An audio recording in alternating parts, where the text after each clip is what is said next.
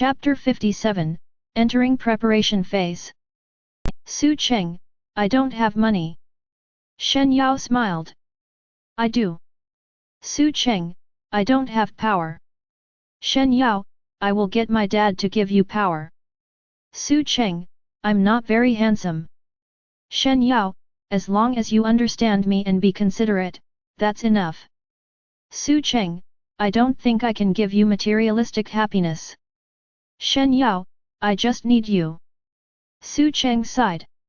Your offer is too good, why do I feel like it's a scam? Let me think about it. Then, he got up and prepared to leave.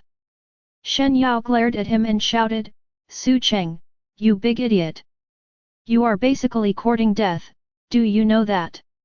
She knew her acting was too exaggerated and that no one would believe her, so she decided to straightforwardly try to dissuade him from going. Su Cheng turned around and smiled at the two. Are you guys going to be there to watch? Shen Yao tried to spur him and she said, of course we are going, why aren't we? I'm even buying a VIP seat at the underground boxing arena, and I will be placing my bet on North Gate's leader. Do you know how many people are not optimistic about your outlook? The gang leader's odds is 1.2 to 1 against him, and your odds is 12 to 1 against you. Oh fuck! Su Cheng's eyes got bigger. Ran Jing snorted. North Gate's gang leader used to be a sly character in the past, and now, he's about 50 years old. However, he still trains, so the Grandmaster title wasn't just given to him in vain. Those that are familiar with North Gate's history aren't optimistic about you at all. Those people already investigated your background, which is pretty blank. If it wasn't for that video posted online of you soloing 50 people, no one would feel that they might get lucky and bet their money on you. Shen Yao added, yet, Ran Jing heard that even the police side wasn't too confident in you. Su Cheng sighed. He walked into his room, took out the real estate certificate and his savings bank book, and put it on the table. Shen Yao, buy some for me too. Shen Yao lifted her eyebrows. You want me to burn it for you after you die? No, I just don't know how to place bets. Get someone to do an estimate on my real estate and then put all the money into the black market to place a wager for me, Su Cheng replied. Shen Yao took over the real estate certificate and bank book, a bit shocked. Whoa, that's a lot of numbers. There must be over a couple dozen million in this book, right? And what's this real estate certificate? She took a closer look and suddenly lifted her head to look at Su Cheng. This whole condo's yours. How else would I be able to connect all units on the top floor and do whatever I want? Su Cheng replied.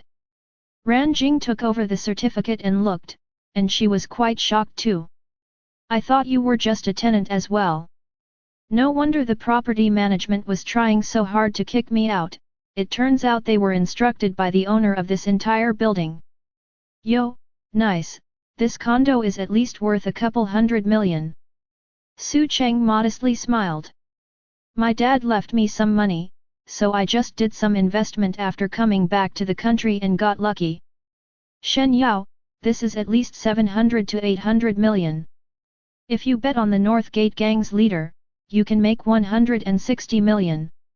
Su Cheng, have you thought about who you want to give this money to after you die? Do you have any relatives or a girlfriend? Su Cheng was speechless.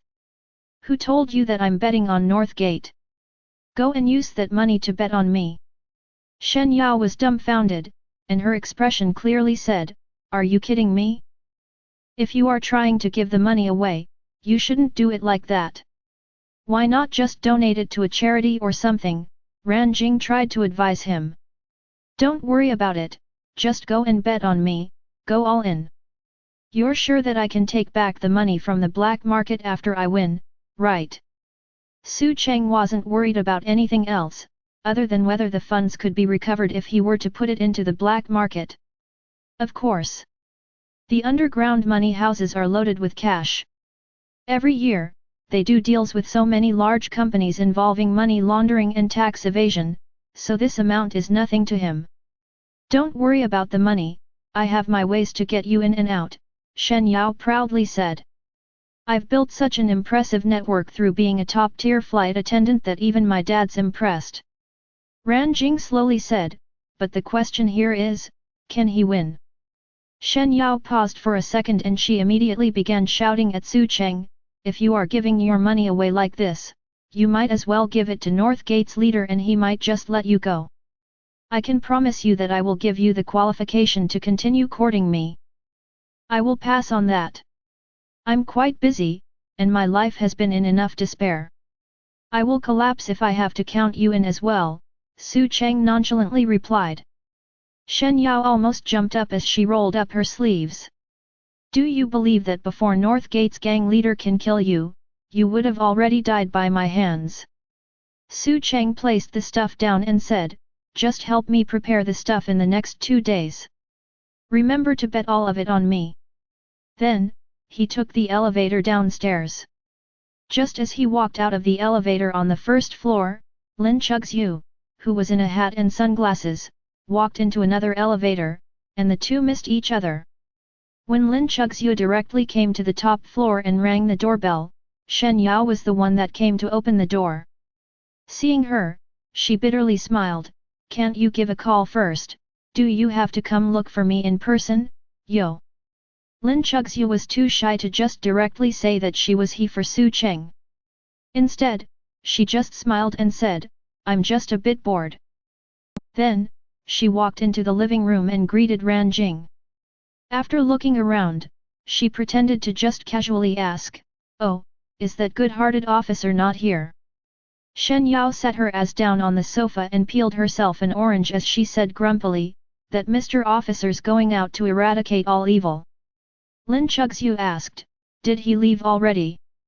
Shen Yao nodded, just a minute ago, did you two not meet? Lin Chugxiu paused for a second. She really wanted to turn around right away and chase after him, but was afraid that these two would take it the wrong way, so she could only pretend to be calm. I didn't get to thank him for last time yet, when's he coming back? I brought some signed CDs and posters for him.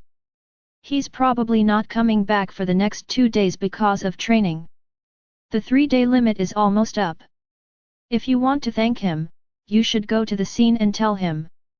That might be the last chance you get to see him. Ran Jing bitterly smiled. That stubborn guy, we couldn't convince him no matter what. When Su Cheng went to the place with the dynamometer again, he was about to enter when the staff member at the front desk kindly reminded him, from now on, temporary members have to pay a deposit of 1,000 yuan before entering. Su Cheng, why's that? I don't remember this when I came last time. The staff bitterly smiled and replied, last time, a client broke our equipment and the boss couldn't find the guy to get money for repairs, and that's why he imposed this new rule. I'm sorry about that, but your deposit will be returned when you leave. Su Cheng was speechless. It was a good thing that this staff member didn't recognize him as he was the one that broke the machine. Shi Wenbin and his comrade were doing muscle training in the dumbbell area, and when he saw Su Cheng coming in, his eyes became twice as big. It was him. That fierce man with incredible power. That guy that broke the machine with one punch. Immediately, the stunned Shi Wenbin dropped the dumbbell in his hand subconsciously, which landed on his friend's feet, and a miserable cry was heard.